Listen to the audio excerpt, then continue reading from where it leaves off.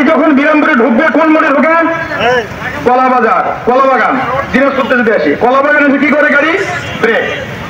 কলাবাগান কেমন গুরুত্বপূর্ণ জায়গা, কোন বিবেচনায় কলাবাগান মোড়ে van stand, auto stand, tempo stand দেখার কেউ নাই? আমরা কি সম্পূর্ণ অভিভাবকহীন? আমি একাধিকবার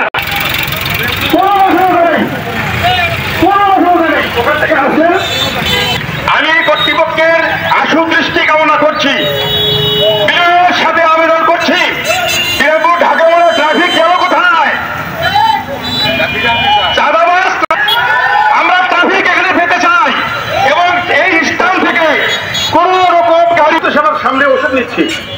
এক অটোওয়ালা ভাইকে জিজ্ঞাসা করলো, ভাইজান আপনি যেখানে গাড়িটা রাখছেন যেটি অ্যাক্সিডেন্ট করতে পারে।